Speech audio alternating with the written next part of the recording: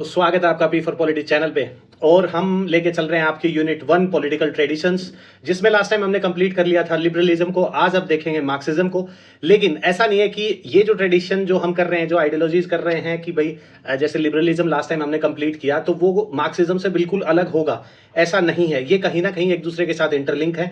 तो आप यदि मार्क्सिज्म की वीडियो देख रहे हैं तो उससे पहले आप लिबरलिज्म देखें, और लिबरलिज्म की वीडियो आप देख रहे हैं तो उससे पहले आप जो हमने वेस्टर्न पॉलिटिकल थॉट के जो थिंकर किए थे उनकी वीडियोस आप जाके देखें। तब आपको ये चीजें जो यूनिट 1 है आपके पॉलिटिकल ट्रेडिशंस हैं, ये आपको अच्छे से समझ में आएंगे। इनके जो टॉपिक है, जैसे लिबरलिज्म कंप्लीट हो गया है, आज हम मार्क्सिज्म पे फोकस कर रहे हैं। तो ये कहीं ना कहीं जो पास्ट में जो हमने वीडियोस कवर की हैं वो उनके साथ ही ये इंटरलिंक होंगे। आज मार्क्सिज्म कवर करते टाइम हम मार्क्स को भी पढ़ेंगे, ठीक है। उसके साथ हम देखेंगे कि मार्क्सिज्म में ग्रामसी का क्या इन्फ्लुएंस है, वो भी देखेंगे। हम लेनिन के बारे में पढ़ेंगे, माओ के बारे में भी हम देखेंगे। माओइज्म भी मैंने आपको करवा दिया था। माओ के बारे में जो वेस्टर्न पॉलिटिकल थॉट थे उसमें माओ की वीडियो हमने कंप्लीट कर ली थी।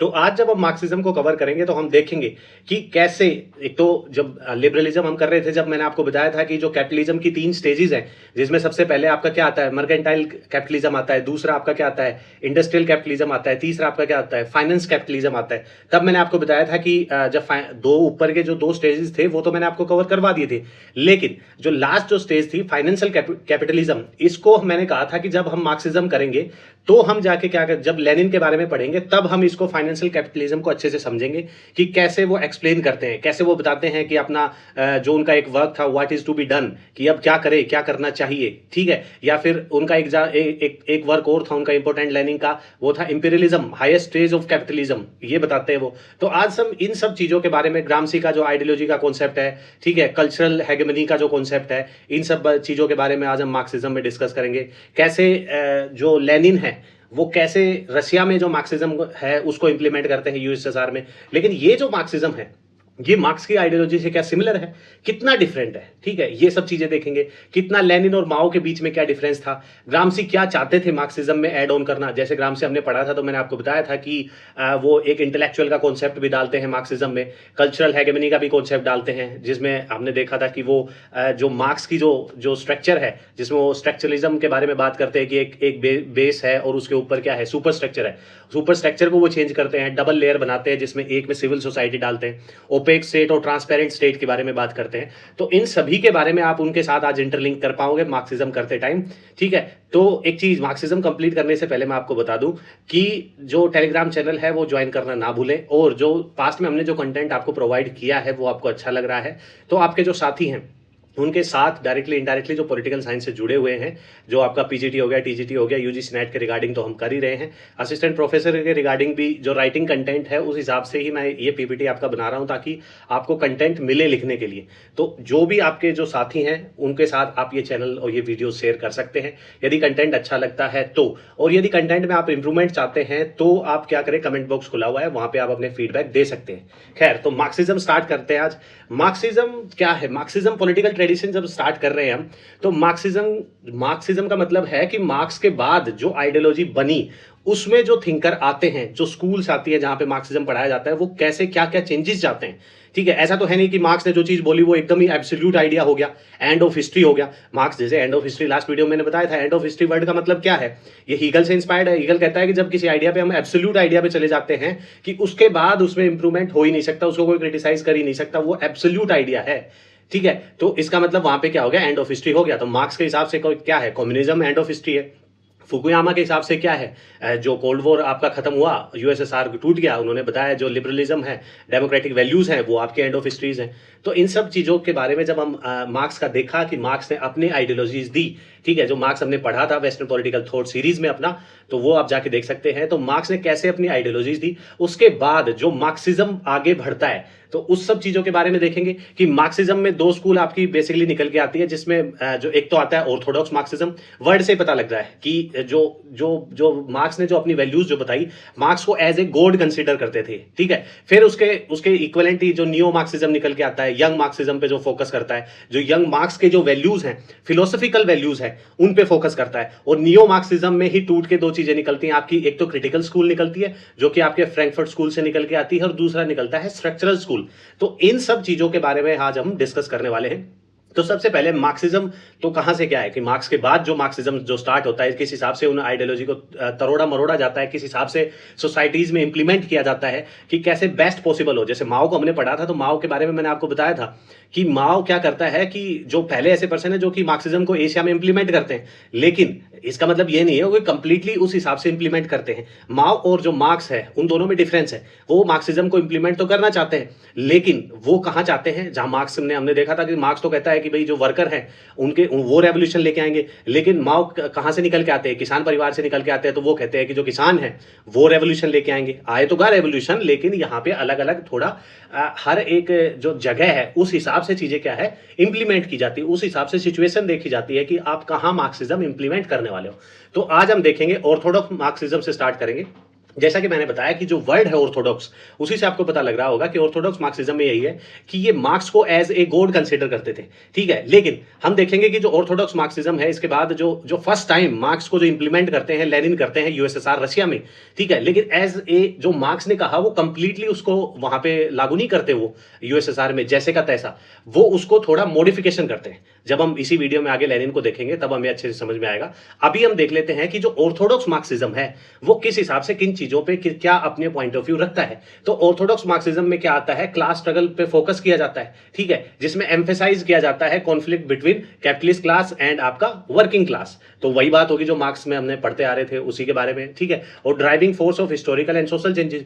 दूसरा आता है कि जैसे हमने देखा था कि मार्क्स किस पे फोकस करते हैं, वो हिस्टोरिकल मटेरियलिज्म पे फोकस करते हैं, ठीक है। जो मटेरियल कंडीशंस हैं, जो इकोनॉमिक फैक्टर हैं, प्राइमरी ड्रिवन हिस्टोरिकल डेवलपमेंट, तो इन सब चीजों पे हमने मार्क्स पढ़ा था। तब भी हमने देखा था कि उनकी जो आइडियोलॉजी है वो हिस्टोरिकल मटेरियलिज्म पे फोकस करता है। वो बताते हैं कि जो मोड ऑफ प्रोडक्शन है उस पे जाके कैसे टिक जाते हैं। उनकी एक बहुत ही फेमस स्टेटमेंट है, in order to make history one has to live, in order to live one has to eat, and in order to eat one has to produce.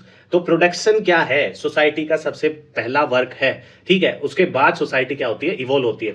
तो सोसाइटी, मार्क्स ने जब कहा था कि सोसाइटी, ह्यूमन जो society है वो कैसे इवॉल्व हुई है, उन्होंने जो स्टेजेस बताई थी, ये काफी बार एग्जाम में आपसे पूछी भी गई है, जिसमें सबसे पहली जो स्टेज है वो बताती है प्रिमिटिव सोसाइटी बताते हैं। उसके बाद आपकी स्लेव सोसाइटी आती है, उसके बाद क्या आता है आपके फ्यूडल आते हैं, फिर उसके बाद कैपिटलिज्म आता है सोसाइटी में। फिर वो बताते हैं कि कैपिटलिज्म को उखाड़ फेंकेंगे रेवोल्यूशन के द्वारा और क्या ले आएंगे सोसाइटी में, सोशलिज्म ले आएंगे, ठीक है।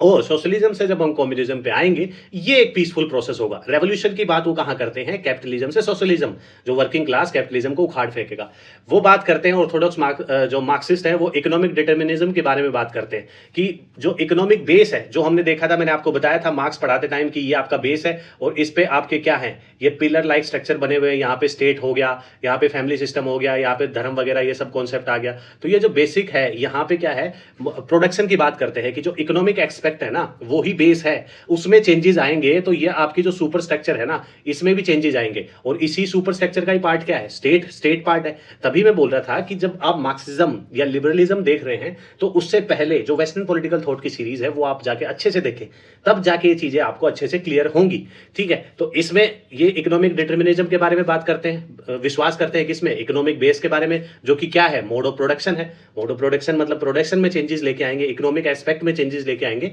तो जो सुपर स्ट्रक्चर का जो मॉडल है ऊपर वाला, उसमें भी अब ऑटोमेटिक चेंजेस आने लगेंगे, ठीक है। वो रेवोल्यूशनरी चेंजेस के बारे में बात करते हैं कि जो आपके जो वर्किंग क्लास है ना वो क्या करेंगे, कैपिटलिज्म को उखाड़ फेंकेंगे और इस्टेब्लिश क्या कर देंगे, कम्युनिस्ट सोसाइटी इस्टेब्लिश कर देंगे, जिस हिसाब से आपका मार्क्स बात करते थे।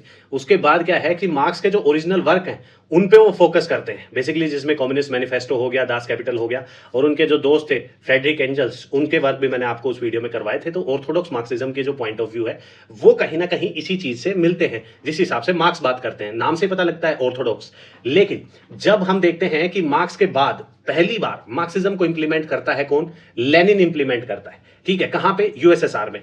कैसे इंप्लीमेंट करता है, कुछ चेंजेस करता है। वो देखता है कि सबसे पहले तो लेनिन देखता है कि जो सोसाइटी है ना उसमें तो रेवोल्यूशन आ ही नहीं रहा, जो वर्किंग क्लास है वो तो रेवोल्यूशन कर ही नहीं रही। क्यों नहीं कर रही, क्योंकि कैपिटलिज्म इस हिसाब से इवॉल्व हो गया है, कैपिटलिज्म ने अपने हिसाब से इस हिसाब से मॉडिफिकेशन कर लिए हैं कि जो स्पार्क है ना रेवोल्यूशन का वो खोता जा रहा है वर्कर क्लास, ठीक है। कि वर्किंग क्लास में इतना पोटेंशियल है ही नहीं, इतनी कॉन्शियसनेस है ही नहीं कि वो जागे और रेवोल्यूशन कर पाए। कि जैसे कि हमने देखा था कि जब ग्रामसी को हम पढ़ते हैं तो ग्रामसी बात करते हैं दो टाइप के स्टेट की, ओपेक स्टेट और ट्रांसपेरेंट स्टेट। ठीक है, ओपेक स्टेट में आपका पता नहीं लगता कि जो स्टेट की जो रियल इंटेंशन है वो क्या है, क्यों? क्योंकि आपको राइट्स प्रोवाइड कर देते हैं, आपके लिए वेलफेयर एक्टिविटीज करते हैं। ठीक है, लेकिन यहाँ पे हम देखते हैं कि जो ट्रांसपेरेंट स्टेट है जिसमें सीधा सीधा पता चल जाता है। तो कैपिटलिज्म ने क्या किया है कि एक इस हिसाब का ओपेक स्टेट बनाया है कि जिसमें लोगों को पता ही नहीं चलता कि उनके साथ गलत हो रहा है, उनको रेवोल्यूशन करना पड़ेगा। ये मॉडिफिकेशन आ गई सोसाइटी में, वेलफेयर के काम भी करने लग गए, तो वर्कर के बस की बात नहीं है यहाँ पे। तो मार्क्स यहाँ पे हम देखते हैं कि लेनिन किस हिसाब से मार्क्स के जो आइडियाज है, मार्क्सिज्म तो इंप्लीमेंट करते हो, लेकिन मार्क्स के जो आइडियाज है उनको सिचुएशन के हिसाब से, ऐसा तो नहीं है कि भाई मार्क्स ने यूनिवर्सल आइडिया दे दिया वो कहीं भी जाके इंप्लीमेंट करो परफेक्ट इंप्लीमेंट होगा, नहीं, सिचुएशन के हिसाब से मॉडिफिकेशन करने जरूरी है, और वही लेनिन करता है। ठीक है, यूएसएसआर के केस में वहां पे क्या है, कैपिटलिज्म, जब मार्क्स के बारे में हम बात करते हैं तो मार्क्स कहता है कि रेवोल्यूशन तब आएगा जब कैपिटलिज्म सोसाइटी में फुल्ली डेवलप हो जाए। लेकिन लेनिन यहां पे क्या करते हैं, यूएसएसआर की सोसाइटी को पकड़ते हैं, वहां पे क्या है, अभी कैपिटलिज्म आपका इनिशियल स्टेज पे है, तो ये तो बिल्कुल ही अलग हो गया। तो यहां से हम देखेंगे कि लेनिन के हिसाब से जो मार्क्स के आइडियाज है वो इंप्लीमेंट तो करता है, लेकिन कैसे मॉडिफिकेशन करके करता है। तो सबसे पहला जो मार्क्स और लेनिन के बीच में जो डिफरेंस निकल के आता है वो आता है आपका हिस्टोरिकल कॉन्टेक्स्ट में, जहां पे मार्क्स क्या करता है, मार्क्स बताता है, फोकस करता है किस पे, इकोनॉमिक और सोशल स्ट्रक्चरल कैपिटलिज्म पे। कि जैसे हमने बताया था कि जो बेस मॉडल का कॉन्सेप्ट था मार्क्स का, कि उसमें बेसिकली वो बताते हैं कि बेसिक जो चीजें हैं, जो बेस है सोसाइटी का, वो क्या है, मोड ऑफ प्रोडक्शन है। ठीक है, और वो क्या है आपका बेसिकली इकोनॉमिक फैक्टर पे डिपेंड करता है। लेकिन लेनिन यहां पे क्या करता है, वो देखता है कि जो सोसाइटी है ना, और वहां पे क्या जो मार्क्सिज्म को इंप्लीमेंट करता है, रशियन रेवोल्यूशन जो आपका लेके आता है, उसमें वो देखते हैं यहाँ पे वो वही बात कहते हैं कि जो आपका रेवोल्यूशन है वो वहां पे आएगा मार्क्स के अकॉर्डिंग, कि सोसाइटी में क्या होगा, कैपिटलिज्म फुल्ली डेवलप हो जाएगा। लेकिन यहाँ पे लेनिन क्या देखते हैं कि यहाँ पे कैपिटलिज्म अभी स्टार्ट हुआ है। रेवोल्यूशन के कॉन्सेप्ट में देखते हैं कि मार्क्स क्या कहता है कि यदि जो एडवांस कैपिटल कंट्रीज वेयर जो वर्किंग क्लास है ना, वो क्या होंगे, कैपिटलिस्ट क्लास को आपका उखाड़ फेंकेंगे, और क्या होंगे, जो कम्युनिस्ट सोसाइटी है वो ले आएंगे। टोटल रेवोल्यूशन की बात करते हैं, कंप्लीट रेवोल्यूशन की। ठीक है, यहाँ पे लेनिन क्या कहते हैं कि ये बताते हैं कि जो रेवोल्यूशन है ना वो एक पार्टी लेके आएगी। पार्टी का मतलब क्या है, कम्युनिस्ट पार्टी की बात कर रहे हैं लेनिन यहाँ पे। वो कह रहे हैं कि पहले रेवोल्यूशन के कॉन्सेप्ट में मार्क्स क्या बात करते हैं, मार्क्स तो सीधा बोलते हैं कि वर्कर क्लास है वो उठ खड़े होंगे अपने आप ही और रेवोल्यूशन स्टार्ट कर देंगे, और जो कैपिटलिस्ट सोसाइटी है उसको उखाड़ फेंकेंगे, और कम्युनिस्ट जो सोसाइटी है वो वहां पे स्टैब्लिश कर देंगे। लेकिन लेनिन यहाँ पे कहते हैं कि नहीं, ऐसा नहीं है। कैपिटलिज्म ने अपने आप को इस हिसाब से मॉडिफाई किया है कि जो कॉन्शियसनेस है ना, जो आपके वर्कर हैं उनको पता ही नहीं चल रहा कि रेवोल्यूशन करना कैसे है। तो ये स्पार्क है ना रेवोल्यूशन का वर्कर क्लास में, ठीक है, ये स्पार्क कैसे लाया जाएगा, वो लेके आएगी आपकी क्या, जो पार्टी है कम्युनिस्ट पार्टी जो वो बनाएंगे, वो पार्टी आपका क्या लेके आएगी, स्पार्क डेवलप करेगी वर्कर में कि इस हिसाब से रेवोल्यूशन करना है। क्योंकि कैपिटलिज्म बहुत ही अलग ढंग से मॉडिफाई हो चुका है, आपको कैपिटलिज्म को समझना पड़ेगा, तो उसी हिसाब का आपको रेवोल्यूशन करना पड़ेगा, अदरवाइज आपका रेवोल्यूशन फेल कर जाएगा। और ये काम कौन करेगी, कॉन्शियसनेस जगाने का, ये आपकी कम्युनिस्ट पार्टी करेगी। अब यहीं पे देखते हैं कि लेनिन और मार्क्स के बीच में कितना डिफरेंस है। मार्क्स तो पार्टी सिस्टम के बिल्कुल ही अगेंस्ट है, लेकिन लेनिन यहाँ पे क्या कर रहा है, यूएसएसआर में कम्युनिस्ट पार्टी की स्टैब्लिशमेंट की बात कर रहा है कि आपकी सोसाइटी में यदि रेवोल्यूशन लाना है तो वर्कर का कॉन्शियसनेस जगाना है, वर्कर को बताना है कि किस हिसाब से रेवोल्यूशन आएगा। तो लेनिन कहते हैं कि ये कम्युनिस्ट पार्टी होगी, ठीक है, जो कि आपके वर्कर को बताएगी कि किस हिसाब से, लीडर वर्कर ही होंगे लेकिन उनको बताएगी कि किस हिसाब से रेवोल्यूशन करना है। ठीक है, यहां पे पार्टी सिस्टम की बात करते हैं, तो जैसा मैंने बताया कि जो मार्क्स है ना वो तो बिल्कुल ही इस चीज के खिलाफ है। वो इस चीज को समझता ही नहीं है कि जो पार्टी की कोई जरूरत है, वो डायरेक्ट जो वर्कर क्लास है, क्योंकि क्लासलेस सोसाइटी के बारे में बात करता है कि उन्हें पता है कि यदि एक बार फिर से पार्टी सिस्टम की बात आने लगी तो पार्टी में एक लीडर होगा, वो फिर से अपनी चलाने लगेगा, तो पार्टी सिस्टम पे ज्यादा फोकस नहीं करते। लेकिन लेनिन आपका बात करते हैं कि आपका जो वर्किंग क्लास है ना, वो जो आपकी जो पार्टी होगी वो उसमें वो क्या करेंगे, स्पार्क डेवलप करेंगे वर्किंग क्लास में, उनको गाइड करेगी रेवोल्यूशन कैसे करना है as a detail in his work, जिसमें वो बात करते हैं what is to be done. ठीक है, कि जो रेवोल्यूशन है वो सोसाइटी में आ नहीं रहा, तो वो कैसे लेके आए, वो स्पार्क वो कौन डेवलप करेगी, वो सोसाइटी में डेवलप करेगी, जो वर्किंग क्लास है उसमें डेवलप करेगी कौन, आपकी कम्युनिस्ट पार्टी, जो पार्टी सिस्टम हम बनाएंगे। ठीक है, तो यहां पे हमने देखा कि जो बेसिक जो डिफरेंस, अभी और भी डिफरेंस है, क्योंकि हम बार बार बात कर रहे हैं कि आपका क्योंकि लेनिन किस पे फोकस करता है, क्योंकि जब हमने देखा था कि जो बेस मॉडल है मार्क्स का, उसमें वो सिर्फ मोड ऑफ प्रोडक्शन और इकोनॉमिक फैक्टर के बारे में बात करता है, ठीक है। लेकिन लेनिन क्या करता है, जब मैंने लास्ट वीडियो में लिबरलिज्म आपको बताया था तो उसमें क्या था, मैंने आपको बताया था कि स्टेजेस है कैपिटलिज्म की, जिसमें सबसे पहले मर्केंटाइल कैपिटलिज्म आता है ईस्ट इंडिया कंपनी का। तो इसमें क्या था कि ईस्ट इंडिया कंपनी के कुछ लोग क्या करते थे कि किसी एक जगह से क्या करते थे, चीजें इकट्ठी करते थे सस्ते दाम पे और यूरोप में जाके महंगे दाम पे बेच देते थे। तो इसमें क्या होता था, इसमें जो राजा था, जो ईस्ट इंडिया कंपनी पे जो अपना जो एक हिसाब से शासन चलाता था, उसकी जेब गर्म हो रही थी, और ईस्ट इंडिया कंपनी के जो ऑफिसर थे, जो काम करने वाले थे, उनकी जेब गर्म हो रही थी। जो यूरोप में जो कॉमन लोग थे उनमें तो कोई डिफरेंस आ ही नहीं रहा था। तो एडम स्मिथ यहाँ पे क्या करते हैं, वेल्थ ऑफ नेशन का कॉन्सेप्ट देते हैं कि यदि नेशन की वेल्थ बनानी है तो तुम्हें क्या करना पड़ेगा, इंडस्ट्रियल कैपिटलिज्म लेके आना पड़ेगा। ये कैसे लेके आना पड़ेगा कि जो आपकी कॉलोनी है ना, वहां से रॉ प्रोडक्ट लेके आओ, यहाँ पे यूरोप में क्या करो, इंडस्ट्री स्टैब्लिश करो, और यहाँ पे फिनिश प्रोडक्ट आप बनाओ, और फिनिश प्रोडक्ट आपका बनेगा, फैक्ट्री स्टैब्लिश होंगी, यहां पे काम चलेगा, तो क्या होगा, रोजगार जनरेट होगा, लोगों को एम्प्लॉयमेंट मिलेगी, रोजगार मिलेगा लोगों को, और रोजगार मिलेगा तो उनके जेब में पैसा आएगा, सैलरी मिलेगी, सैलरी मिलेगी तो उनकी क्या होगी, स्टैंडर्ड ऑफ लिविंग बढ़ेगा, स्टैंडर्ड ऑफ लिविंग बढ़ेगा आपका, तो फिर क्या होगा, वो मार्केट जाएंगे, मार्केट जाके खर्चा करेंगे, खर्चा करेंगे तो आपकी डिमांड एंड सप्लाई आपकी स्टार्ट होगी, और डिमांड एंड सप्लाई को मार्केट में जो आपके एडम स्मिथ क्या कहते हैं कि इनविजिबल हैंड्स हैं, ये स्टेट का कोई इंटरवेंशन नहीं होना चाहिए, इनविजिबल हैंड आपके क्या है, डिमांड और सप्लाई है बेसिकली। और इसीलिए जब डिमांड एंड सप्लाई आपकी स्टार्ट हो जाएगी मार्केट में, तो आपकी इकोनॉमी चलने लगेगी, और आपका क्या होगा, वेल्थ ऑफ नेशन बनने लगेगा, कि नेशन की जो वेल्थ है वो बनने लगेगी। ऐसे नहीं होगी, मर्केंटाइल कैपिटलिज्म के हिसाब से नहीं होगी, इसलिए उसको क्रिटिसाइज करते हैं, मर्केंटाइल कैपिटलिज्म को और इंडस्ट्रियल कैपिटलिज्म को प्रमोट करते हैं। उसके बाद मैंने आपको बताया था कि फाइनेंशियल कैपिटलिज्म जब हम लेनिन पढ़ेंगे तब हम करेंगे। यहां पे लेनिन बात करते हैं फाइनेंशियल कैपिटलिज्म की। कैसे, क्योंकि ये तो बताते हैं कि यहां तक तो हमने एडम स्मिथ के टाइम तक तो हमने देखा कि वो कहते हैं कि कहीं से अपनी जो कॉलोनी है वहां से रॉ प्रोडक्ट लेके आओ, जो यूरोप में जो आपकी जो फैक्ट्रीज लगी हुई है वहां पे फिनिश प्रोडक्ट बनाओ और ऑल ओवर द वर्ल्ड आप बेचो फिर, ठीक है। अब यहां पे लेनिन क्या करते हैं कि कंपनी ही कहां स्टैब्लिश हो जाती हैं, देश में जहां पे रॉ प्रोडक्ट है वहीं पे क्या है, कंपनीज आपकी जाके स्टैब्लिश कर दी जाती हैं। जैसे आज हम देखते हैं कि मल्टीनेशनल कंपनीज हैं सॉरी, तो वो कंपनीज के जो बेसिक जो मेन हेडक्वार्टर है वो आपके यूएस में होंगे, यूके में होंगे, लेकिन कंपनीज की जो ब्रांचेज हैं वो आपकी इंडिया में होंगी, ठीक है। जो एशियन कंट्रीज है, यहाँ पे अफ्रीकन कॉन्टिनेंट में यहाँ होंगी। ये बड़ी बड़ी कंपनीज जो मेन हेडक्वार्टर आपके यूएस और यूके में रखती हैं, इसका सबसे बड़ा रीजन ये है, एक तो टैक्स की चोरी होती है आराम से, ठीक है, कि टैक्स कम देती है जहां पे इनकी, और दूसरी बात इनको यहीं पे फिनिश प्रोडक्ट आपके मिल जाते हैं, रॉ प्रोडक्ट इनको यहीं पे मिल जाते हैं। तो यहां से ये क्या करते हैं, यहां से कैश का फ्लो करते हैं, जो कैपिटल है, जो फाइनेंस है, उसका फ्लो करते हैं कहां से, जहां इनकी जो फैक्ट्रीज स्टैब्लिश हो रखी हैं, जहां पर रॉ प्रोडक्ट बहुत ही सस्ता मिलता है, जो लेबर है वो बहुत ही सस्ती मिलती है, वहीं पे अपनी फैक्ट्री बना लेते हैं। लेकिन पैसा मेन जो प्रॉफिट कहां पे ट्रांसफर हो रहा है, जो हेडक्वार्टर है जहां पे, जो यूएस यूके है। तो यहां लेनिन उसकी बात कर रहे हैं कि कैपिटलिज्म इस हिसाब से इवोल्व हो गया है कि वो क्या करते हैं कि वो कंपनी वहां पे लगा लेते हैं जहां पे सस्ता रॉ प्रोडक्ट मिलता है, और वहां से वो क्या करते हैं, कैश का फ्लो करते हैं कहां, जो डेवलप्ड कंट्रीज हैं आपकी, यूके यूएस से है। तो इस हिसाब से जो अब वहां पे क्या होगा, एम्प्लॉयमेंट जनरेट होगी, ठीक है, गवर्नमेंट थोड़ी सी डिपेंड होने लगेगी मल्टीनेशनल कंपनीज पे, तो फिर मल्टीनेशनल कंपनीज क्या करेंगी, उस जगह का बुरी तरह एक्सप्लॉयटेशन करती हैं, ठीक है, अपना नाम मान के उसका बुरी तरह एक्सप्लॉयटेशन करती हैं, और फाइनेंस कैपिटल का जो है वो फ्लो करती हैं, वहां पे कुछ काम नहीं करती वो मेन जो पैसा भेजती है, मेन जो टैक्स आपका भेजती हैं, यहाँ तो गवर्नमेंट को बोल देती है कि हमारा तो मेन तो हेडक्वार्टर है ही नहीं, यहाँ पे हेडक्वार्टर कहाँ है, आपके यूके यूएस से, तो कैश वहां ज्यादातर फ्लो होता रहता है, ठीक है। खैर, तो ये आपने देख लिया कि जो स्टेजेस है कैपिटलिज्म की, जो कि मैंने आपको बताया था कि लिबरलिज्म करवाते टाइम कि लेनिन का जो फाइनेंस कैपिटलिज्म है वो क्या है, इस एग्जाम्पल से आप समझ गए होंगे। अब जो हम देख रहे थे कि उसी को आगे कैरी फॉरवर्ड करते हैं कि लेनिन और मार्क्स के बीच में कहाँ डिफरेंस आता है।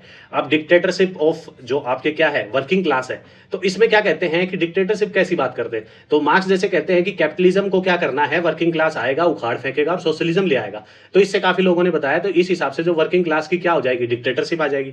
तो मार्क्स कहते हैं कि डिक्टेटरशिप ये क्या होगी, टेम्परेरी फेज होगा, बहुत ही थोड़ा टाइम का ऐसा फेज होगा कि जिसमें उनकी डिक्टेटरशिप मानी जाएगी। लेकिन उस पावर का कि कैसे जो कैपिटलिज्म है उसको क्या करना है कि उखाड़ फेंकना है, सोशलिज्म लेके आना है, सोशलिज्म को पीसफुली क्या किस में कन्वर्ट कर देंगे, हम कम्युनिज्म में कन्वर्ट कर देंगे, और कम्युनिस्ट सोसाइटी जैसे ही बनेगी वो एंड ऑफ द हिस्ट्री होगा और क्लासलेस सोसाइटी आपकी बन जाएगी। ऐसा नहीं है कि जो वर्किंग क्लास की जो डिक्टेटरशिप है वो सोसाइटी में स्टैब्लिश हो जाएगी, ऐसा नहीं है। यहां पे लेनिन क्या कहते हैं कि वो एक तो क्या करते हैं, वर्किंग क्लास को तो इंक्लूड करते ही करते हैं, ठीक है, और वो क्या करते हैं कि आपके जो जो आपके किसान हैं उनको भी रेवोल्यूशन में लाने की बात करते हैं। ठीक है, अभी तो वो जो डिक्टेटरशिप ऑफ वर्किंग क्लास में वो बात करते हैं कि dictatorship of working class is more centralise and control state with the जो पार्टी सिस्टम है ना, वो पार्टी। अब वहां पे क्या है कि मार्क्स के हिसाब से तो ये टेम्परेरी फेज है, वर्किंग क्लास फिर धीरे धीरे क्या क्या करेगी, सोशलिज्म से क्या आप क्या कम्युनिज्म इस्टेब्लिश कर लेगी। लेकिन ये कहता है कि उसको भी गाइड कौन करेगा, एक तो पार्टी जो बनी रहेगी,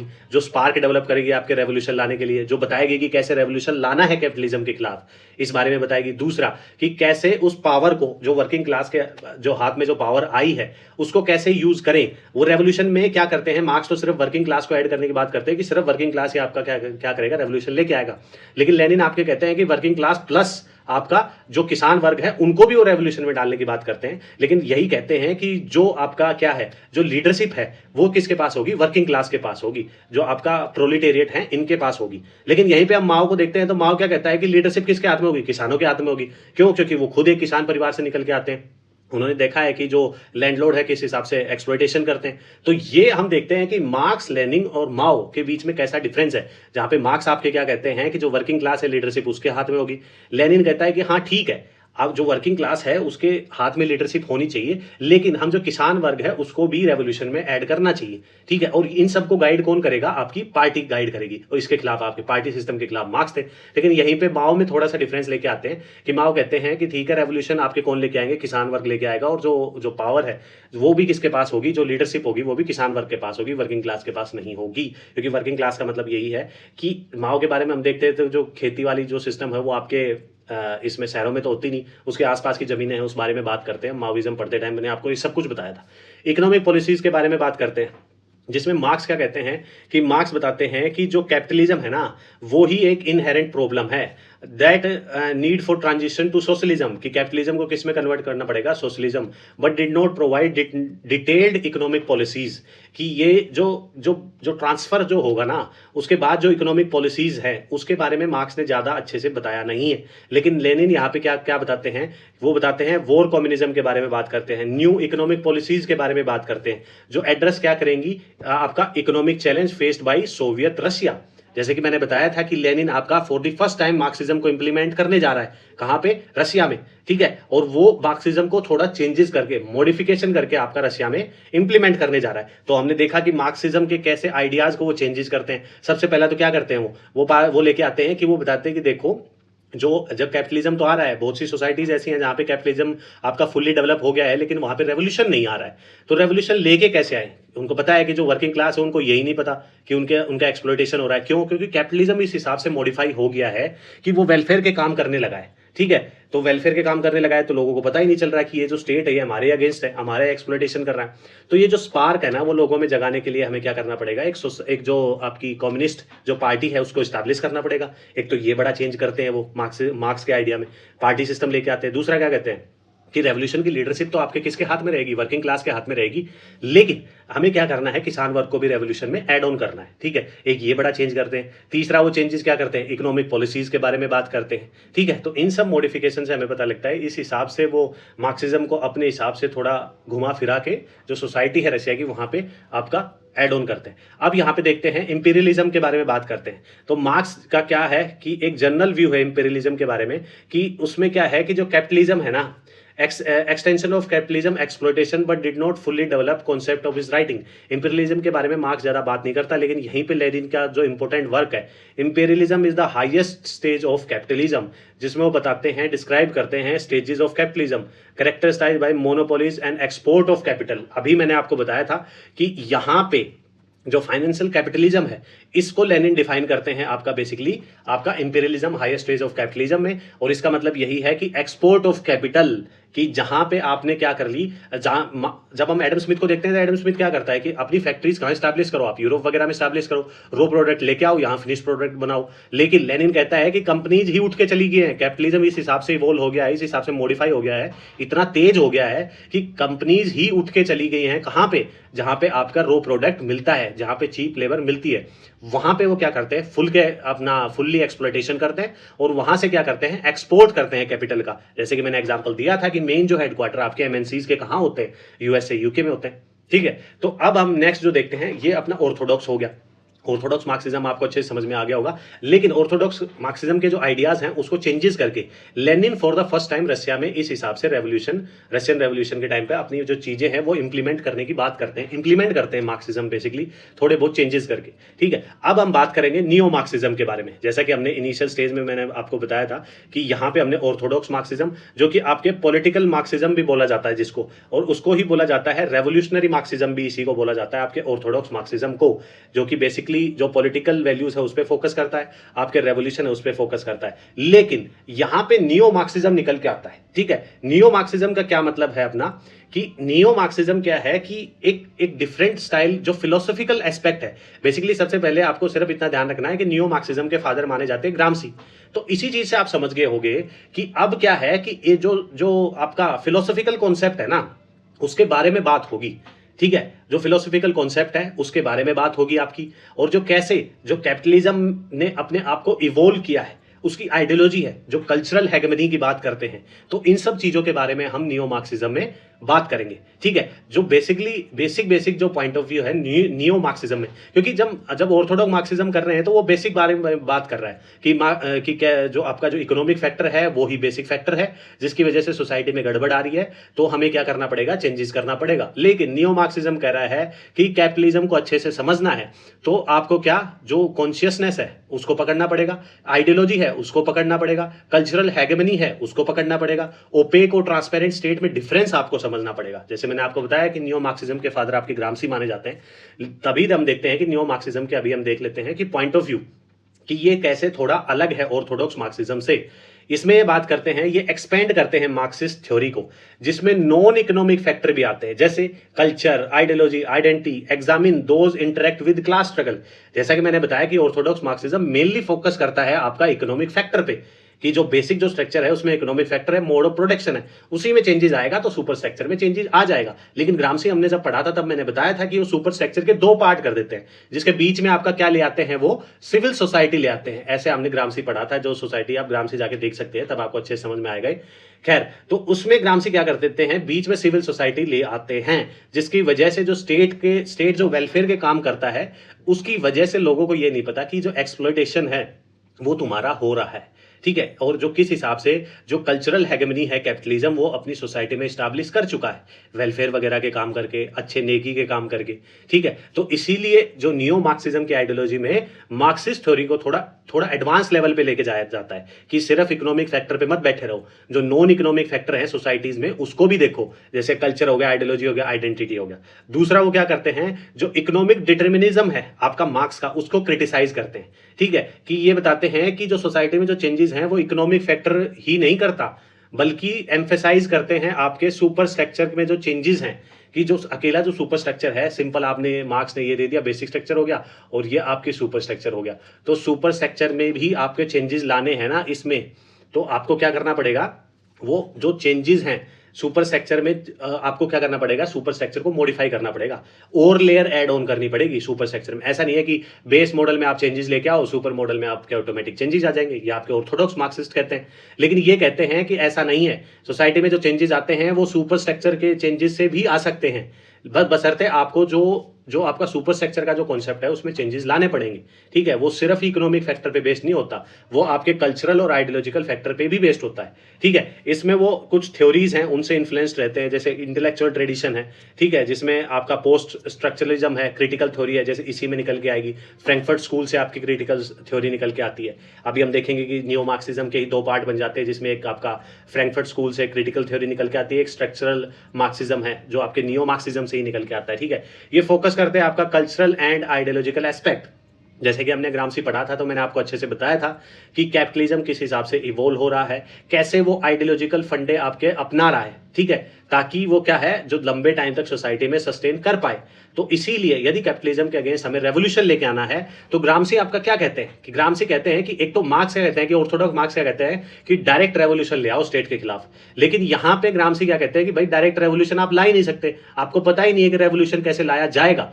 आपको यदि रेवोल्यूशन लाना है तो आपको क्या करना पड़ेगा, आपको एक एंटी हेगेमनी जो सोसाइटी में स्टैब्लिश करनी पड़ेगी। जो आइडियाज, कैपिटलिज्म के आइडियाज ऑलरेडी जो कल्चरल हेगेमनी बना के बैठे हैं, उसके अगेंस्ट एक ऑल्टरनेटिव एंटी हेगेमनी आपको सोसाइटी में स्टैब्लिश करनी पड़ेगी। ठीक है, तब जाके आप क्या करोगे, पहले वॉर ऑफ पोजीशन के बारे में ग्रामसी बात करते हैं कि पहले आपको वॉर ऑफ पोजीशन बनाना पड़ेगा। मतलब ये एक्टिव रेवोल्यूशन नहीं है, पैसिव रेवोल्यूशन है। आपको एक एंटी आइडियोलॉजी स्टैब्लिश करनी पड़ेगी ताकि लोगों को पता चले कि ये जो ओपेक स्टेट है, जो कैपिटलिज्म है, इसने बनाया हुआ है, ये तो हमारा एक्सप्लॉयटेशन कर रहा है, ये तो हमें पता ही नहीं चल रहा। तो इसलिए जो एंटी आइडियोलॉजी है वो वॉर ऑफ पोजीशन के टाइम पे पैसिव रेवोल्यूशन में आपको चुपचाप आपकी सोसाइटी में स्टैब्लिश करनी पड़ेगी। तब जाके जो नेक्स्ट जो स्टेप होगा, वॉर ऑफ मूवमेंट, वो डायरेक्ट रेवोल्यूशन आप स्टैब्लिश कर सकते हैं कैपिटलिज्म में। लेकिन यदि आपने डायरेक्ट रेवोल्यूशन स्टार्ट किया तो आप रेवोल्यूशन में फेल कर जाओगे, क्योंकि आइडियोलॉजी ही इस हिसाब से बनाई गई है, कल्चरल हेगेमनी कैपिटलिज्म ने इस हिसाब से बिठा दी है कि लोगों को यही नहीं पता कि हमें रेवोल्यूशन करना चाहिए या नहीं करना चाहिए, और करना भी चाहिए तो कैसे करना चाहिए। तो इसके बारे में ही आपका क्या, किस पे फोकस करते हैं, वो आइडियोलॉजिकल एस्पेक्ट पे फोकस करते हैं। ठीक है, वो डाइवर्स पर्सपेक्टिव लेके आते हैं, जिसमें आपका फ्रैंकफर्ट स्कूल आ गया, जिससे ही निकल के आपके फ्रैंकफर्ट स्कूल से आपकी क्रिटिकल थ्योरी आ जाती है, जिसमें वो ब्लेंड करते हैं Marxist analysis with social and philosophical insights. ठीक है, जैसे कि मैंने आपको बताया कि जो पहला था वो पॉलिटिकल वैल्यूज पे बेस्ड था, ऑर्थोडॉक्स मार्क्सिज्म, लेकिन नियो जो मार्क्सिज्म है ये आपका फिलोसॉफिकल, आपका किस पे, इनसाइट्स पे आपका डिपेंड करता है कि कैसे। जैसे हम देखते हैं कि मार्क्स, जब हमने पढ़ा था कि जो मार्क्स के जब मार्क्स यंग थे तब उनकी राइटिंग हम देखते हैं तो वो थोड़ा बहुत क्या करते हैं, कॉन्शियसनेस पे फोकस करते हैं। ठीक है, थोड़ा सा। लेकिन हम जब मैच्योर मार्क्स को देखते हैं तो वो गॉड को रिजेक्ट कर देते हैं, ठीक है, कॉन्शियसनेस को रिजेक्ट कर देते हैं। तो इन सब चीजों के बारे में देखते हैं। तो ये जो नियो मार्क्सिज्म है ना, ये यंग मार्क्स की जो राइटिंग्स है उस पर थोड़ा फोकस करता है, इसलिए इसको फिलोसॉफिकल और ह्यूमनिस्ट मार्क्सिज्म भी बोला जाता है। ठीक है, और उसमें से आपका बेसिकली फिलोसॉफिकल और ह्यूमनिस्ट मार्क्सिज्म आपका क्रिटिकल स्कूल को बोला जाता है। ठीक है, जैसे कि हमने देखा था कि आपका एक तो ऑर्थोडॉक्स मार्क्सिज्म, ये मार्क्सिज्म ऑर्थोडॉक्स मार्क्सिज्म हो जाता है। ठीक है, दूसरा आपका क्या हो जाता है, नियो मार्क्सिज्म होता है। और नियो मार्क्सिज्म से क्या निकलता है, पहला आपका क्या निकलता है, क्रिटिकल स्कूल निकलता है फ्रैंकफर्ट स्कूल से। ठीक है, क्रिटिकल थ्योरी निकलती है, और क्या है, स्ट्रक्चरल मार्क्सिज्म निकलता है। तो अभी नियो मार्क्सिज्म के अंदर जो क्रिटिकल स्कूल है ना, क्रिटिकल थ्योरी है, इसके बारे में हम देखते हैं कि ये क्या बताती है। सबसे पहली बात तो फ्रैंकफर्ट स्कूल का क्या मतलब है। फ्रैंकफर्ट एक जगह है जो कि आपके जर्मनी में है, जो स्कूल है ये 1923-24 में स्टैब्लिश की गई थी। लेकिन उसके बाद हम देखते हैं सेकेंड वर्ल्ड वॉर के टाइम पे आपका हिटलर का वो जो सिस्टम चल जाता है, तो ये वहां से उठ के, जर्मनी से उठ के यूएस चले जाते हैं, वहां पे स्टैब्लिश हो जाती है, और उसी में आपका क्रिटिकल स्कूल आपकी निकल के आती है। ठीक है, अब ये क्रिटिकल स्कूल का जो वर्ड है क्रिटिकल, ये किसको क्रिटिसाइज करते हैं, ये क्रिटिकल थ्योरी है जो आपके फ्रैंकफर्ट स्कूल से निकल के आती है। तो ये जो वर्ड है क्रिटिकल थ्योरी या क्रिटिकल स्कूल, तो ये किसको क्रिटिसाइज करते हैं, ये क्रिटिसाइज करते हैं आपके ऑर्थोडॉक्स मार्क्सिज्म को। ऑर्थोडॉक्स मार्क्सिज्म में बेसिकली लेनिन ने किस हिसाब से रशिया में क्या किया, रेवोल्यूशन लेके आए, लेकिन वहां पे तो जो क्लासलेस सोसाइटी बनी नहीं, वहां तो फिर से डिक्टेटरशिप आ गई। तो ये कहते हैं कि आपने किस हिसाब से जो रेवोल्यूशन आप लेके आए कि क्लासलेस सोसाइटी बनाने के लिए, कि इतना घटिया रेवोल्यूशन लेके आए कि फिर से वहां पे क्या बन गया, आपका दोबारा से डिक्टेटरशिप आ गई। वो तो आज के टाइम पे भी आप देख पा रहे हैं। तो ये रेवोल्यूशन तो क्या हुआ, बकवास हुआ। उसी को क्रिटिसाइज करते हैं, उसी में वो बात करते हैं आपका फिलोसॉफिकल और ह्यूमनिस्ट मार्क्सिज्म के बारे में आपका क्या करते हैं, बात करते हैं। जैसे कि आपको इन जो वर्ड्स है इनमें कंफ्यूज नहीं होना है कि जो फ्रैंकफर्ट स्कूल है, फ्रैंकफर्ट जो जगह है जर्मनी में, वो स्कूल जो स्टैब्लिश की गई थी 1923-1924 में स्टैब्लिश की गई थी। लेकिन उसके बाद जो सेकंड वर्ल्ड वॉर होता है तो वो वहां से उठ के अपने यूएस चले जाते हैं। ठीक है, उसी से आपका जो क्रिटिकल थ्योरी है ये आपकी निकल के आती है, जो कि क्रिटिसाइज करती है ऑर्थोडॉक्स मार्क्सिज्म में लेनिन के जो जिस हिसाब से वो यूएसएसआर में मार्क्सिज्म आपका रेवोल्यूशन लेके आते हैं। लेकिन उससे क्या है, सोसाइटी में क्लासलेस जो कम्युनिस्ट सोसाइटी होती है, उसका मतलब तो यही है। इनके क्रिटिकल स्कूल तो यही कहता है कि मार्क्स का जो मेन जो मुद्दा था ना, वो रेवोल्यूशन नहीं था, वो क्या था, फ्रीडम इन रियल सेंस। ठीक है, तो जो लेनिन जो रेवोल्यूशन लेके आया रशिया में, उससे जो फ्रीडम है रियल सेंस में वो कहां आई, वहां तो डिक्टेटरशिप वैसे की वैसे बनी हुई है, पहले किसी की थी, अब किसी की होगी।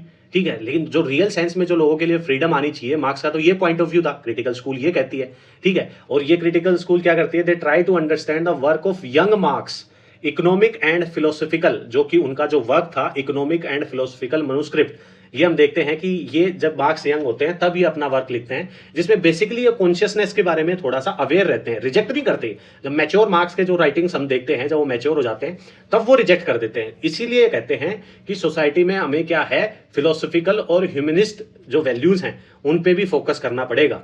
ठीक है। अब हम देखते हैं कि जो आपके फ्रैंकफर्ट स्कूल के जो स्कॉलर रहते हैं वो किन से इन्फ्लुएंस्ड रहते हैं। एक तो आपका हिगेलियन मार्क्सिज्म से इन्फ्लुएंस्ड रहते हैं, क्योंकि मार्क्स जो आपका हीगल है वो भी किस पे तवज्जो देता है, कॉन्शियसनेस पे तवज्जो देता है। ठीक है। और आपका फ्रॉइड है तो ये भी सबकॉन्शियस माइंड के बारे में बात करता है। मैक्स वेबर है, ये अपना जो कॉन्सेप्ट देते हैं ये इंस्ट्रूमेंटल रैशनैलिटी का कॉन्सेप्ट देते हैं। ठीक है। इससे भी जो फ्रैंकफर्ट स्कूल के जो स्कॉलर्स हैं वो इन्फ्लुएंस रहते हैं। लेकिन जो मेन जो थिंकर हैं आपके इस स्कूल के, फ्रैंकफर्ट स्कूल के, एक तो आपका आ गया मार्क्स, आपका होर्खहाइमर, एक आपका आ गया थियोडोर अडोर्नो, एक आ गया आपका हर्बर्ट मार्कस, जिनका जो बहुत इंपॉर्टेंट जो वर्क है वन डायमेंशनल मैन।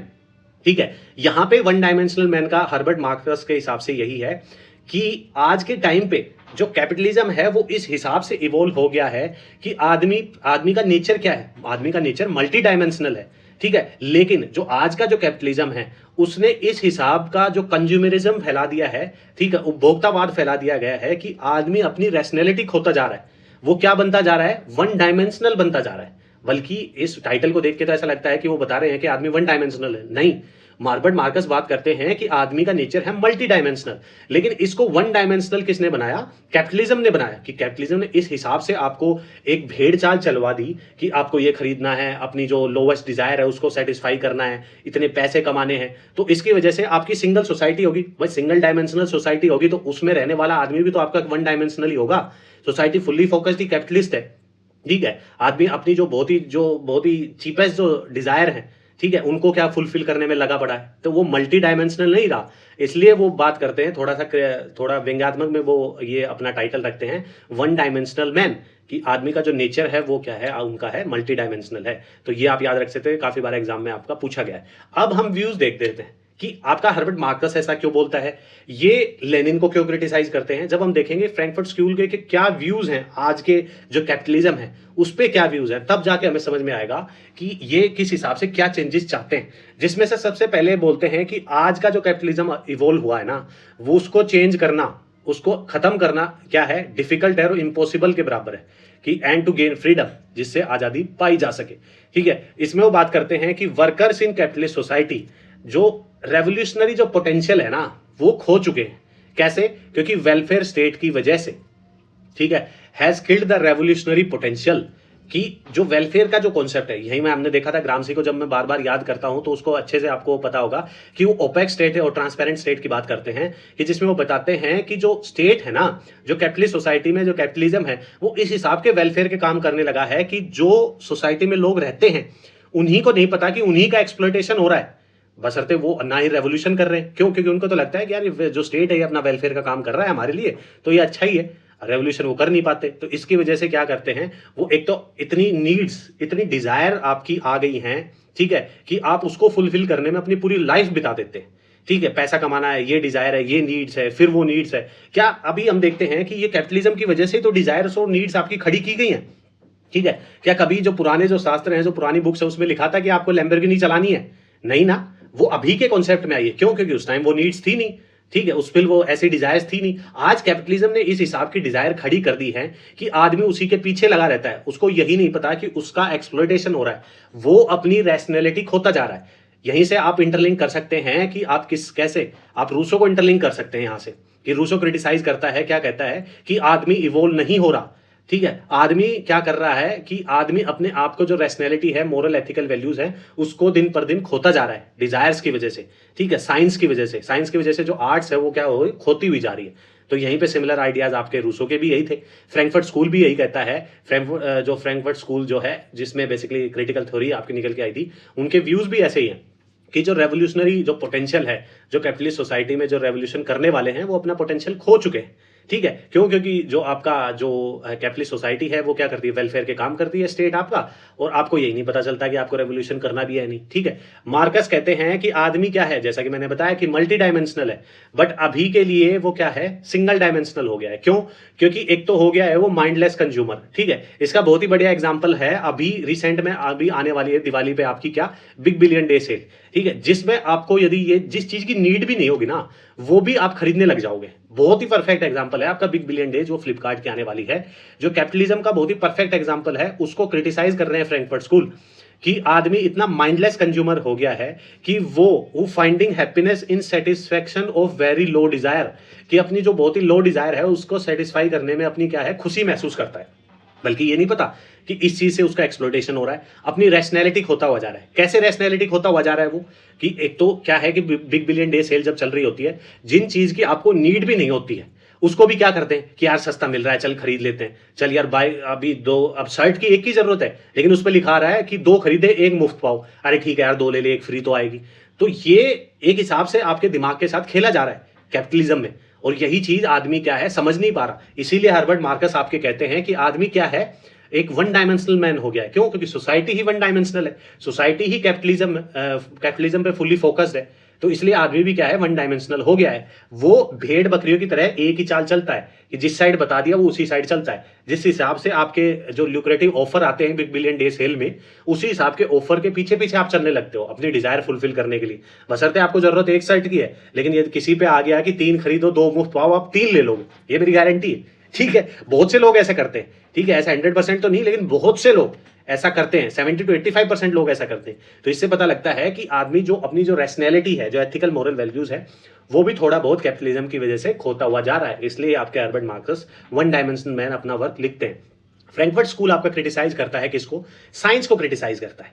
ठीक है, जैसे ही हमने देखा था कि रूसो भी क्रिटिसाइज करते हैं साइंस को, बिकॉज साइंस किल्ड रैशनैलिटी, कि साइंस ने क्या मार दी है, आदमी की रैशनैलिटी मार दी है। क्योंकि साइंस का ही बहुत बड़ा रोल रहा है आपका प्रमोट ओनली स्पेसिफिक, एक सिंगल टाइप की रैशनैलिटी आपका क्या करता है, बढ़ावा देता है। और वो क्या है, वो आपकी है instrumental rationality. This specific type of rationality is called instrumental rationality. ठीक है, अब जो वर्ड है इंस्ट्रूमेंटल, इंस्ट्रूमेंटल का मतलब है कि स्पेसिफिक ऑब्जेक्ट, जो चीजें जो बहुत ही लो डिजायर की जो चीजें होती हैं, उसको पाने के लिए, आप उसको पाने के बाद जो हैप्पीनेस आप जो फील करते हैं, उसको प्रमोट करने में साइंस का सबसे बड़ा रोल रहा है। कि science does not promote critical thinking. ठीक है, साइंस क्रिटिकल थिंकिंग को प्रमोट नहीं करती, साइंस प्रमोट करती है इंस्ट्रूमेंटल रैशनैलिटी को, साइंस प्रमोट करती है कैपिटलिज्म को, एक ऐसे कैपिटलिज्म को जिसमें आदमी जकड़ा जाता है और आपका क्या है वन डायमेंशनल आदमी बन के रह जाता है, भेड़ बकरियों की चाल चलने लगता है, अपने जो क्रिटिकल थिंकिंग है ना उसका यूज नहीं करता। यहीं पे हम इस आइडियाज को यदि लिंक करना चाहें नीत्शे के साथ लिंक करेंगे, पोस्ट मॉडर्निज्म जब हम पढ़ेंगे तब इस चीज को याद रखना, फ्रैंकफर्ट स्कूल को, तब भी मैं इसके बारे में जिक्र करूंगा, नीत्शे के बारे में हम पढ़ेंगे। तो नीत्शे भी यही कहता है, नीत्शे हार्ड मेंटेलिटी के खिलाफ है।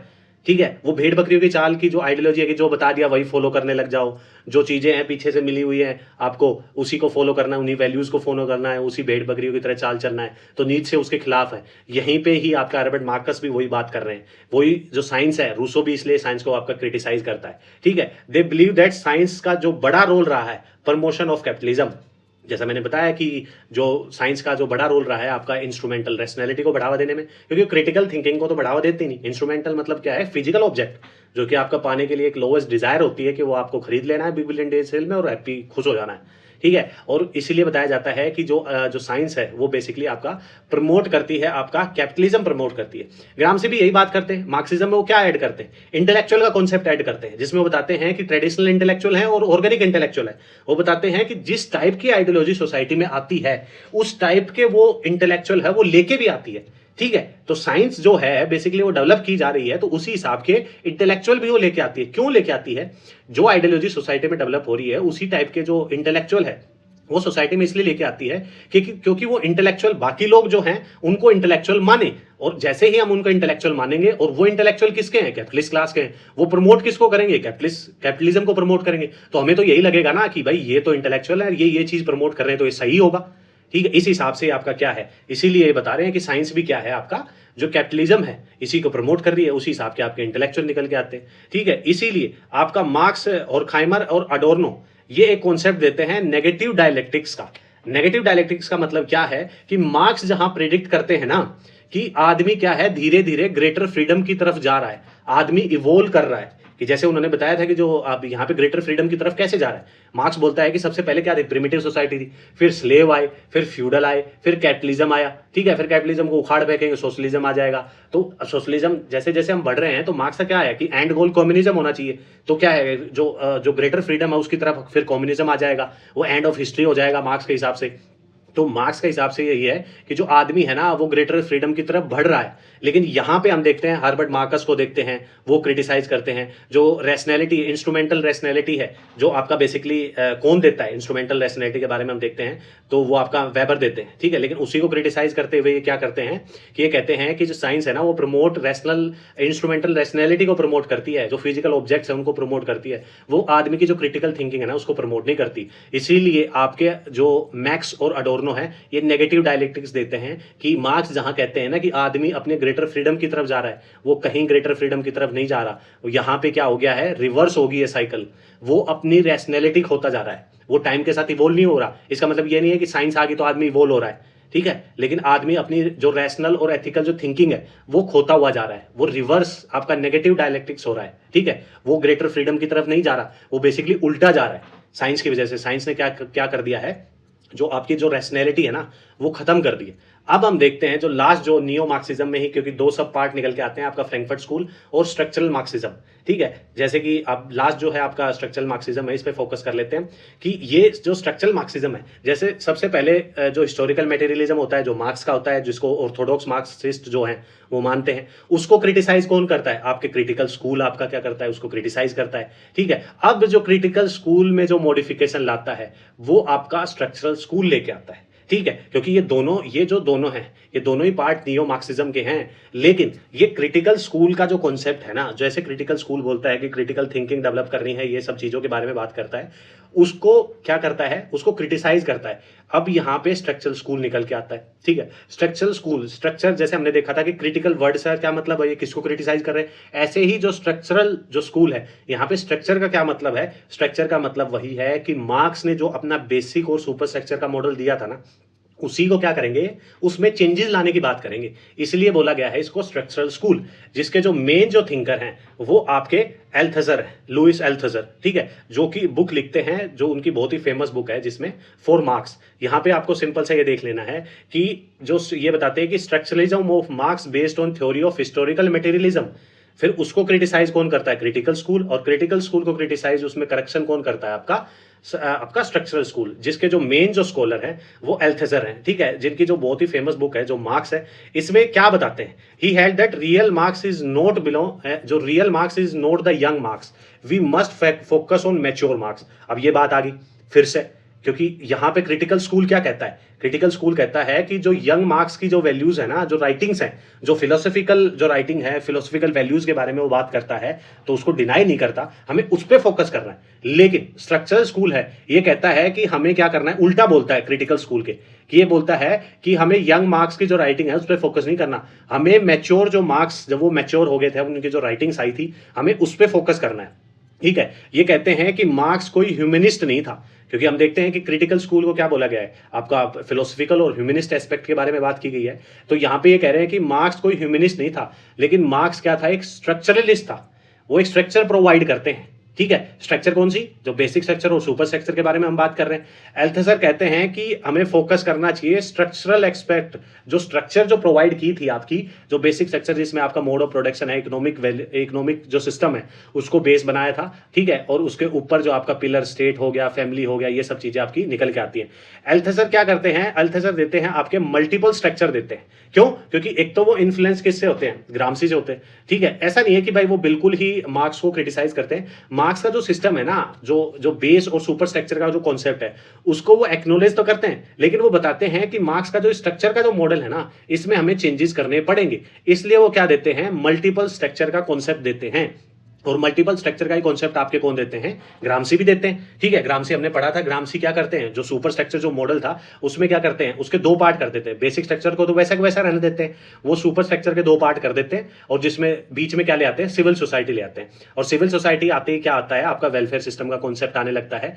तो ये सब चीजें आने लगती है, जिसकी वजह से उसके बाद वो क्या लेके आते हैं, ट्रांसपेरेंट और ओपेक स्टेट का कॉन्सेप्ट देते हैं, कि जो सिविल सोसाइटी में क्या कर रहा है, स्टेट आपके वेलफेयर वगैरह के काम कर रहा है। तो सिविल सोसाइटी में जो लोग रह रहे हैं उनको यही नहीं पता कि जो स्टेट है, जो वेलफेयर का काम कर रहा है, ये बेसिकली वेलफेयर के काम ना करके तुम्हारा एक्सप्लॉइटेशन कर रहा है। इसके लिए ही वो रेवोल्यूशन का कॉन्सेप्ट लेके आते हैं कि रेवोल्यूशन आपके पहले पैसिव रेवोल्यूशन करना पड़ेगा, आइडियोलॉजिकल रेवोल्यूशन करना पड़ेगा, वॉर ऑफ पोजीशन का, उसके बाद वॉर ऑफ मूवमेंट पे आप जा सकते हैं।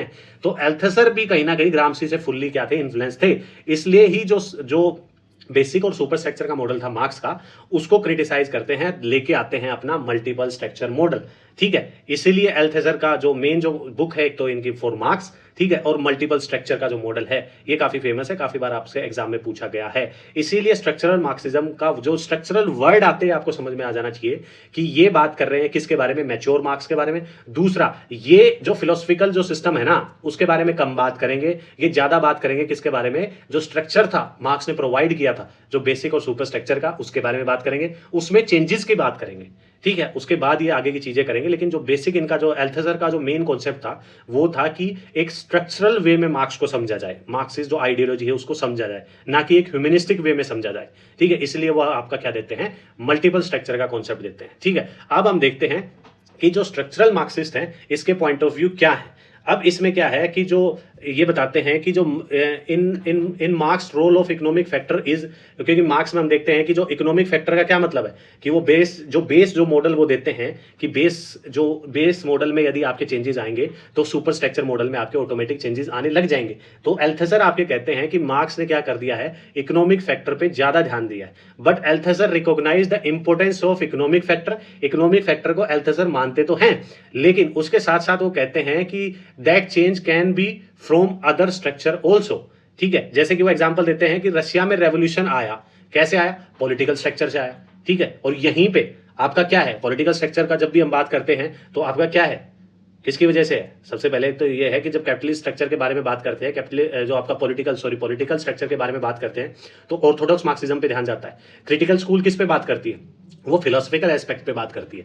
तो इसलिए कहते हैं कि जो पॉलिटिकल जो स्ट्रक्चर है ना अल्थुसर के हिसाब से, कि रशिया में जो रेवोल्यूशन इमर्ज हुआ वो पॉलिटिकल स्ट्रक्चर के हिसाब से इमर्ज हुआ है, तो हमें स्ट्रक्चर पे ज्यादा फोकस करना चाहिए, सिर्फ इकोनॉमिक फैक्टर पे ध्यान नहीं देना चाहिए। जो सुपर स्ट्रक्चर है उसमें हमें चेंजेस करने चाहिए। अल्थुसर यहाँ पे क्रिटिसाइज करते हैं फ्रैंकफर्ट स्कूल को, फ्रैंकफर्ट स्कूल के क्रिटिकल थ्योरी को। क्यों? क्योंकि जो फ्रैंकफर्ट स्कूल के जो स्कॉलर थे ना वो try to explore the possibility of freedom. ठीक है, यहां पे एक्सप्लोर कर रहे हैं वो। जब हमने जो फ्रैंकफर्ट स्कूल की थी तो वो क्या बताते हैं कि वो बताते हैं कि मार्क्स का जो मेन आइडिया रेवोल्यूशन नहीं था, मार्क्स का मेन आइडिया था कि रियल सेंस में फ्रीडम आए, और वो यहां पे क्रिटिसाइज कर रहे थे लेनिन को। ठीक है, और यहां पे अल्थुसर कहता है, Althusser says there is no possibility of freedom, ये पॉसिबिलिटी है ही नहीं फ्रीडम की। क्यों? क्योंकि human being are not tabula rasa. ये जो वर्ड है ये आपने याद होगा, जब जरा याद करो, तभी मैं बोलता हूं बार बार कि कोई भी चीज आपको आगे आने वाले टाइम में, पॉलिटिकल ट्रेडिशन हो गया, बाकी चीजें भी हम जब करेंगे तो आपको वेस्टर्न पॉलिटिकल थॉट के थिंकर पढ़ लेने हैं। क्यों? क्योंकि यहीं पे यदि जो वर्ड है टैबुला रासा, इसका मतलब क्या है, ये जॉन लॉक हमने पढ़ा था तब आया था, सोक्रेटिस पढ़ा था, सोक्रेटिस के बारे में मैंने बात की थी तब आया था। इस वर्ड का मतलब है mind is a clean state, कि जब हम पैदा होते हैं तो आदमी का जो दिमाग है ना वो एक क्लीन स्टेट होता है जॉन लॉक के हिसाब से। ठीक है, वो कहता है कि जब आदमी धीरे धीरे इस दुनिया में आता है वो चीजें आपका क्या करता है, बेसिकली ऑब्जर्व करता है, एक्सप्लोर करता है, तो धीरे धीरे उसके दिमाग पे क्या होती है, नॉलेज क्या इम्प्रिंट होती चली जाती है। ठीक है, ऐसे वो अपनी नॉलेज क्या करता है, गेन करता है। लेकिन यहीं पे सोक्रेटिस आपके क्या बोलते हैं, सोक्रेटिस कहता है नहीं नहीं नहीं, बोला नॉलेज आपकी ऑलरेडी जन्म से ही इम्प्रिंटेड होती है, आपको सिर्फ रीजनिंग लगानी है और क्या है, नॉलेज पा लेनी है। लेकिन यहाँ पे बिल्कुल ही अपोजिट आपके जॉन लॉक बोलते हैं कि माइंड जो है ना वो बिल्कुल क्लीन होता है। आप दुनिया में आते हैं, आप चीजों को एब्जॉर्व करते हैं, ठीक है, ऑब्जर्व करते हैं, फिर एब्जॉर्व करते हैं, फिर एक्सप्लोर करते हैं, फिर वो चीजें आपके दिमाग पे इम्प्रिंट हो जाती है। उनके भी पार अल्थुसर निकल जाता है। अल्थुसर यहाँ पे कहता है कि भाई सुनो बात, कि फ्रीडम तो पॉसिबल है ही नहीं। क्यों? क्योंकि यहाँ पे वो बात करते हैं कि जो दिमाग है ना, आप ये सोच के चलो कि जैसे जॉन लॉक ने तो कह दिया कि आप चीजें एक्सप्लोर करोगे, आप देखोगे, थोड़ी पॉजिटिव बात बोल दी, लेकिन एक बच्चा जो पैदा हुआ है उस पर किस हिसाब की जो आइडियाज की बोम्बार्डमेंट की जाती है कि ये तुम ये हो, तुम्हारा धर्म ये है, तुम यहां से बिलोंग करते हो, तुम ये से बिलोंग, तो आपको लगता है कि कहीं से वो एक्सप्लोर कर रहा है, चीजों को एक्सप्लोर नहीं कर रहा। अल्थुसर कहता है कि वो एक्सप्लोर नहीं कर रहा, उस पर तो बम्बार्डमेंट की जा रही है सोसाइटी के द्वारा आइडियाज की। ठीक है, यदि कोई बच्चा रशिया में पैदा होगा तो वो कम्युनिस्ट पार्टी को, जो कम्युनिज्म है उसको एंजॉय करेगा कि हाँ भाई यही ठीक है। कोई बच्चा यूएस में पैदा होगा तो डेमोक्रेटिक वैल्यूज को आपका एंजॉय करेगा। तो ये फ्रीडम कहाँ होगी, ये एक्सप्लोर करना कहाँ से हो गया? अल्थुसर कहता है कि फ्रीडम पॉसिबल नहीं है सोसाइटी में। सोसाइटी में तो बच्चा पैदा हुआ और उसके दिमाग पे हम आइडियाज की करते हैं, बम्बार्डमेंट करते हैं। तो हम देखते हैं कि सोक्रेटिस कुछ बोलता है, जोन लोग कुछ बोलता है, एल्थेजर आपका अलग ही आइडियाज देता है कि वो कहते हैं कि जो फ्रैंकफर्ट स्कूल जो बोल रहा है ना कि मार्क्स का जो मेन आइडिया था वो ये था कि वो फ्रीडम था, फ्रीडम पाना रियल सेंस में, एल्थेजर कहता है कि कोई चांस ही नहीं है कि आप क्या करें, आप फ्रीडम है, फ्रीडम पा सके। क्यों? क्योंकि जब आप पैदा होते हो तो वो टैबुला रासा नहीं होता, आपका दिमाग क्लीन स्टेट में नहीं होता। ऐसा नहीं है कि आप चीजों को एक्सप्लोर कर रहे हो, आप पे इतनी बम्बार्डमेंट की जाती है आइडियाज की कि आप अपना धर्म का पता लग जाता है, कहां से बिलोंग करते हो, किन वैल्यूज में आप आगे जाने वाले टाइम में क्या करोगे, बिलीव करोगे। तो ये सब चीजों का आपके दिमाग पे इतना बम्बार्डमेंट कर दिया जाता है आइडियाज का, थिंकिंग का, सोसाइटी के द्वारा, कि आप उसी को क्या कर लेते हो, एक्सेप्ट कर लेते हो। ठीक है, तो एल्थीजर अब यहां पे क्या करता है, Althusser make a difference between state power and state apparatus.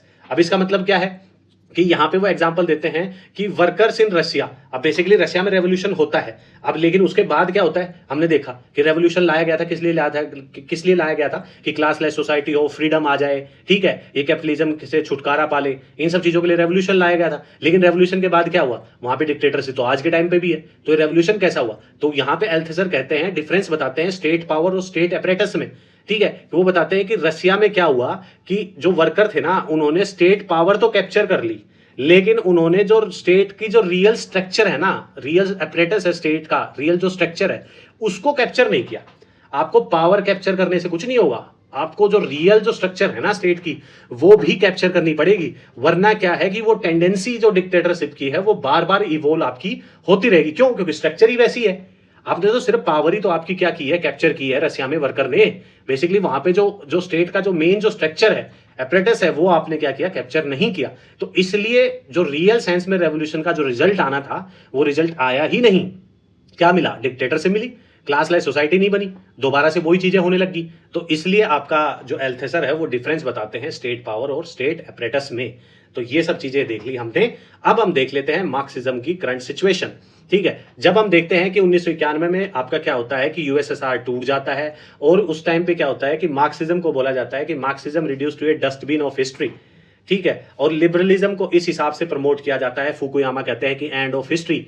ठीक है, और बस बेसिकली एक नैरेटिव इस हिसाब का बनाया जाता है। फुकुयामा का मैंने बताया था कि वो एक CIA के एजेंट थे, उन्होंने नैरेटिव बनाने की बात की कि ऑल ओवर द वर्ल्ड इस हिसाब का यूएसएसआर के कोलैप्स का इस हद तक फायदा उठाया जाए कि एंड ऑफ द हिस्ट्री बता दे लिबरलिज्म को, डेमोक्रेटिक वैल्यूज जो यूएसए प्रमोट कर रहा है। बेसिकली वो था एक CIA का एजेंट। ठीक है, वो तो एक नैरेटिव बनाने की बात कर रहा है।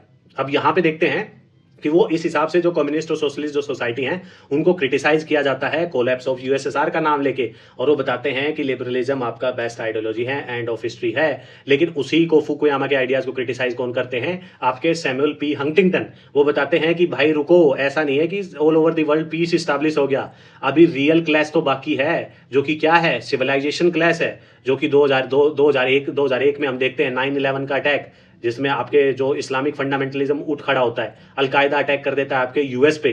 ठीक है, उसके बाद हम देखते हैं कि जो आइडियाज हैं आपके, न्यू लिबरलिज्म तो चल ही रहा है। ठीक है, तो उसमें हम देखते हैं कि आपका क्या होता है, 2008 में क्या होता है, फाइनेंशियल क्राइसिस आपका आ जाता है। तो उनके बाद एक जो डाउट है, कोविड-19 क्राइसिस आ जाता है। ठीक है, तो इन सब के बाद आपका क्या है, एक डाउट क्रिएट होने लगता है। ठीक है, और उसके बाद हमने कोविड-19 के बाद क्या है, रिस्पॉन्सिबल कैपिटलिज्म का कॉर्नवाल सेंसस देखा था हमने G7 मीटिंग के बाद। तो क्या है कि धीरे धीरे क्या है कि जो लिबरलिज्म के खिलाफ क्या है कि एक डाउट क्रिएट हो जाता है कि दोबारा से क्या है, आपका जो सोशलिज्म है वो क्या है, होता है, रिवाइव होता हमें नजर आ रहा है। ठीक है, इसलिए जो थॉमस है, जिसको मॉडर्न मार्क्स भी बोला जाता है, उन्होंने अभी एक अपनी बुक लिखी थी कैपिटल इन 21st सेंचुरी। ये काफी इंपॉर्टेंट बुक और ये पर्सनैलिटी है आपके थॉमस। ये पूछा जा सकता है कि मॉडर्न मार्क्स के नाम से किसको जाना जाता है, ये आपके TGT या PGT में क्वेश्चन पूछा जा सकता है, तो ये आप नोट डाउन कर सकते हैं। तो ये है आपकी मार्क्सिज्म की आपकी जो आइडियोलॉजी है वो करंट सिचुएशन। तो आशा करता हूं आपको मार्क्सिज्म अच्छे से समझ में आ गया होगा। ठीक है, इसके अलावा यदि आप चाहते हैं कि और अच्छा कंटेंट हम बना सकें तो आप फीडबैक जरूर दें। ठीक है, और यदि कंटेंट आपको अच्छा लगता है तो कमेंट बॉक्स में यस लिख दें, और जो अपने साथी हैं उनके साथ ये कंटेंट आप शेयर कर सकते हैं। चैनल पे नए हैं तो सब्सक्राइब करें, टेलीग्राम चैनल ज्वाइन करना ना भूलें, क्योंकि वहां पे मैं क्विज फॉर्म में फ्री ऑफ कॉस्ट आपके क्वेश्चन पोस्ट करता हूं, वो आप जाके आप अटेम्प्ट कर सकते हैं, देख सकते हैं, बड़े बेसिक क्वेश्चन होते हैं। एग्जाम की तैयारी अपनी अच्छे से लगे रहें। All the very